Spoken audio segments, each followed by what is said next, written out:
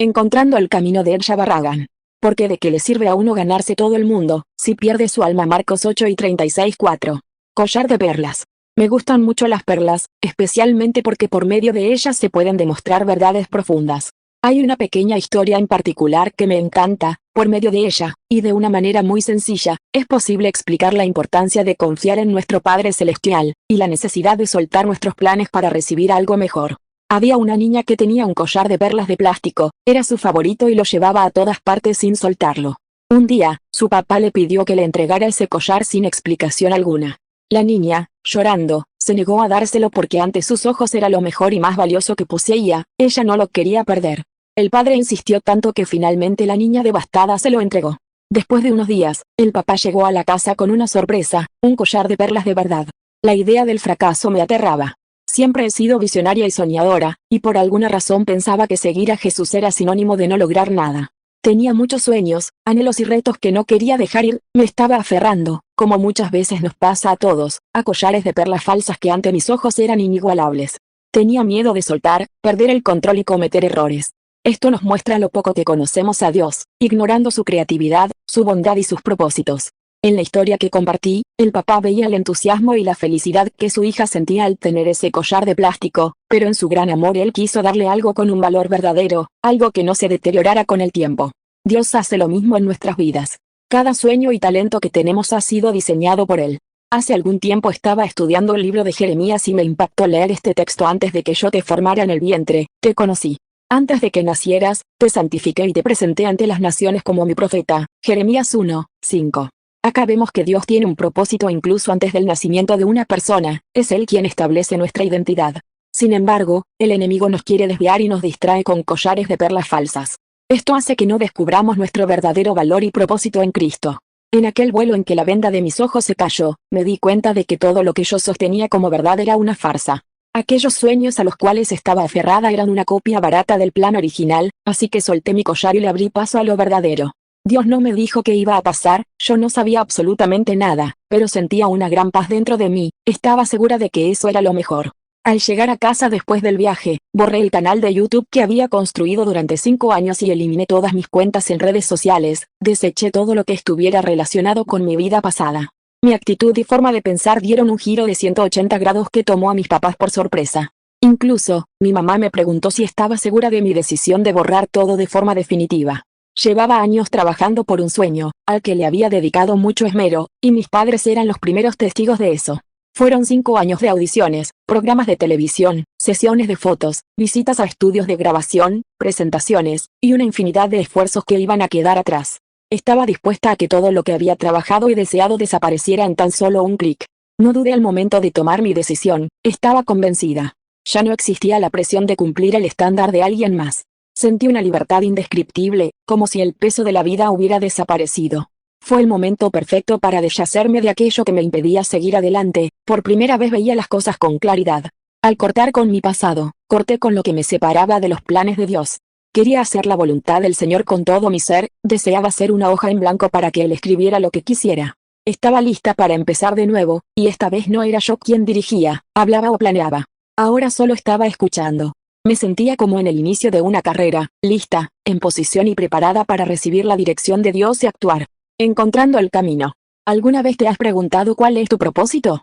¿Para qué fuiste llamado? Creo que todos en algún punto hemos pensado esas preguntas.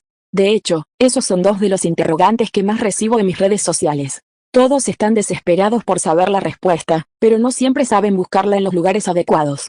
Hay un versículo que repito mucho, pero quisiera compartirlo de nuevo porque resume lo que debemos hacer en la vida. Por lo tanto, busquen primeramente el reino de Dios y su justicia, y todas estas cosas les serán añadidas. Mateo 6:33. Dios es lo primero.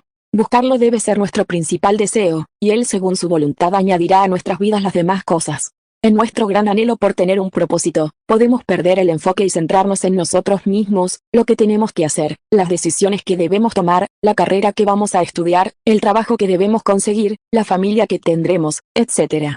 Para mí, Dios era un ser superior al cual yo le pedía cosas, y Él me las tenía que dar. Aunque neguemos esa forma de pensar, lo cierto es que la podemos ver reflejada en el día a día de muchas personas que asisten a iglesias cristianas. Ellos solo buscan a Dios para obtener algo que los beneficie, pero no para conocerlo o glorificarlo. Dios tiene planes y propósitos muy especiales para tu vida, pero debes caminar en devoción a Él para disfrutar de su buena voluntad. A veces queremos la recompensa sin pasar el proceso, queremos la bendición sin llenarnos de Dios, pero no hay bendición que se iguale a conocerlo a Él y tener una relación íntima con su Hijo. Todo lo demás fluye de nuestro caminar con el Señor. Después de leer Mateo 6:33 y meditar en el texto, comencé a buscar a Dios para conocerlo. Mis oraciones dejaron de ser demandas y exigencias, y ahora se enfocaban en exaltarlo, agradecerle y pedirle que pusiera fuego en mi corazón por su palabra. Comencé a aprender más sobre él porque me había quitado de en medio y ya no era la protagonista de mi historia. Ya no estaba obsesionada con mis sueños y mis anhelos, mi interés principal era conocer más al Señor. En mis oraciones le pedía dirección sobre lo que tenía que hacer porque estaba dispuesta a obedecerle de corazón. Fue un proceso en el que mi vida y mi mentalidad tomaron una dirección totalmente diferente.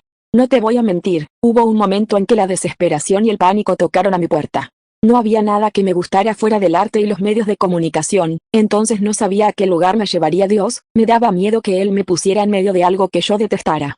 Lo que aún no había entendido, es que Dios mismo fue quien puso esos sueños y talentos dentro de mí. No tenía nada de qué preocuparme porque Él no me estaba arrebatando algo para dejarme con las manos vacías, Dios quería darme un collar de perlas verdaderas. Un día pensé, si antes usaba los medios sociales para mi ego y beneficio, ¿por qué no usarlos ahora para Dios? Ya tenía la cámara, sabía editar y tenía el conocimiento básico para subir material a la web. Sentí como una chispa dentro de mí, pero no me quería mover muy rápido, quería confirmar si no estaba buscando una excusa para hacer mi voluntad y escuchar mis emociones. Después de unos días de oración, pensé en abrir un nuevo canal de YouTube con el nombre Encontrando el Camino, y compartir mi testimonio en un video. El nombre del canal reflejaba exactamente el punto en el que yo estaba, buscando caminar hacia Dios y sus propósitos. Así que tomé mi cámara, me senté frente a ella y abrí mi corazón para hablar sobre la vida que llevé antes, además de compartir mi experiencia en aquel avión en el que Dios abrió mi corazón. En ese momento no tenía ni idea de las puertas que iba a abrir aquella respuesta en obediencia. Causa y efecto. En medio de la gran emoción que estaba sintiendo por mi cambio de vida y el nuevo proyecto del canal de YouTube, no había tenido en cuenta que cuando caminamos con Dios también suceden cosas difíciles. Usualmente creemos que seguir a un Dios bueno significa que no pasaremos por dificultades o tribulación. Incluso vemos la adversidad como un equivalente a la ausencia de Dios.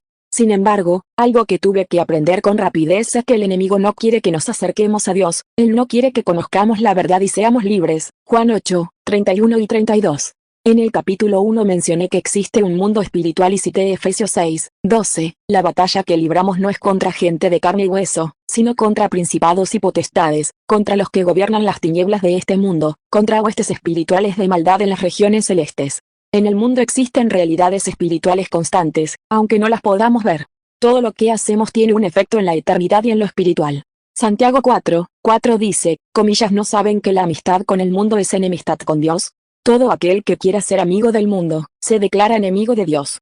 Solo hay de dos sopas, como diría mi mamá, es decir, solo hay dos equipos, el de Dios o el de Satanás. En el instante en que comenzamos a seguir a Dios y encontramos nuestra identidad en Él, nos convertimos en contrincantes del enemigo. Cuando éste ve amenazas contra sus planes, lanza dardos y distracciones a nuestras vidas para desviarnos y desenfocarnos del camino.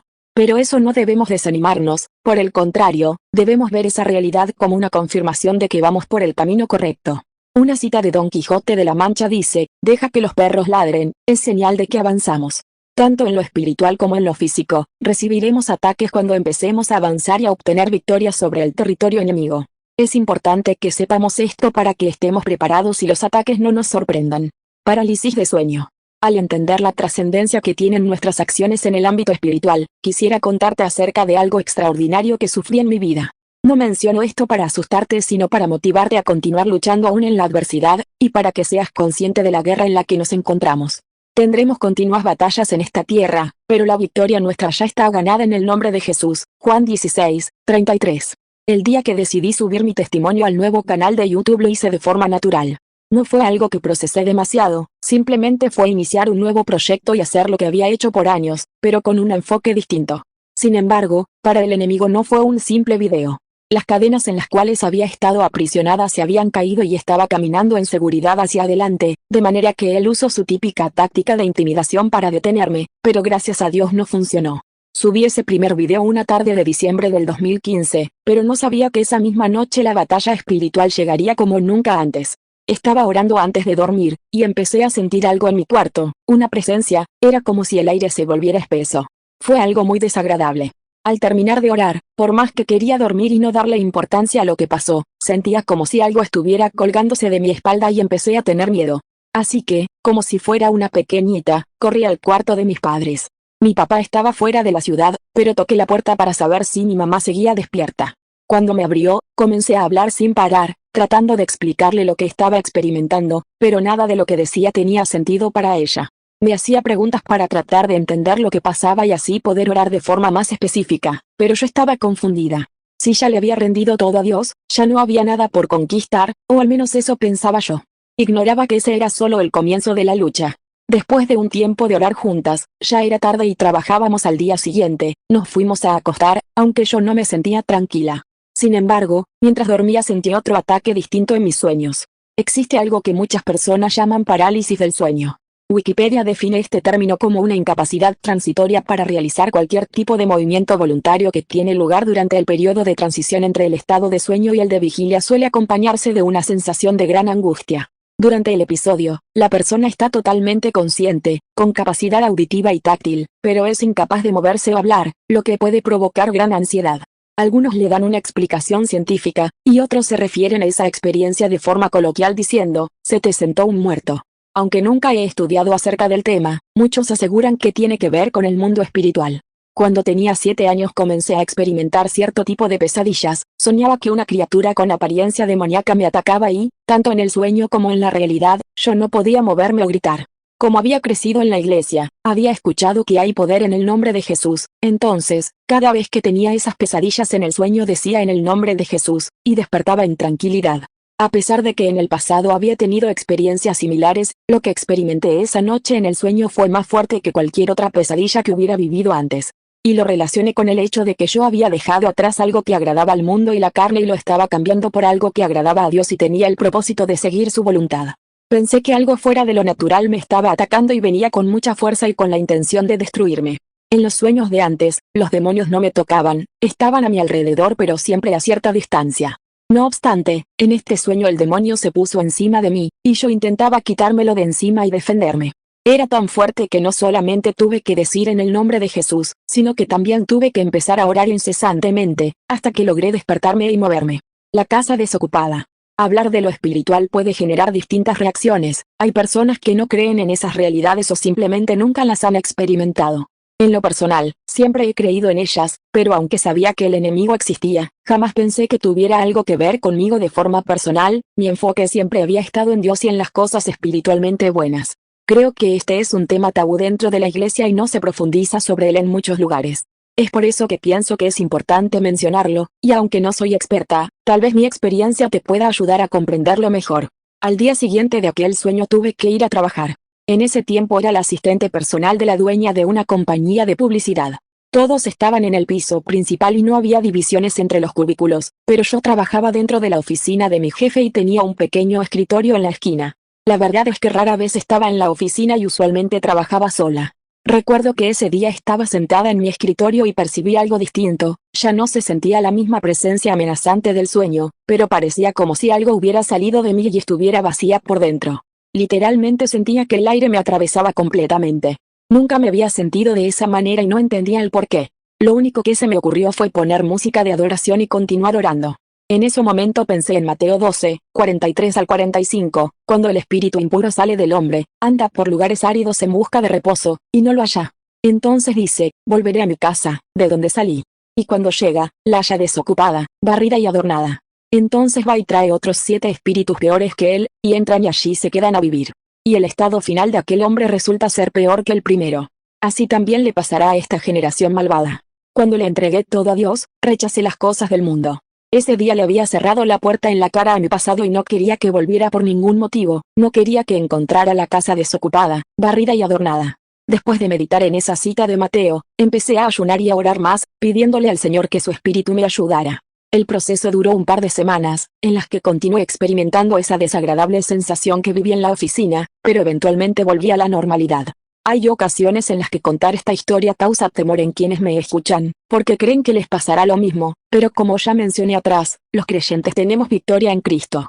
Es importante tener presente lo espiritual porque es una realidad constante en nuestras vidas y es ahí donde se pelean las batallas.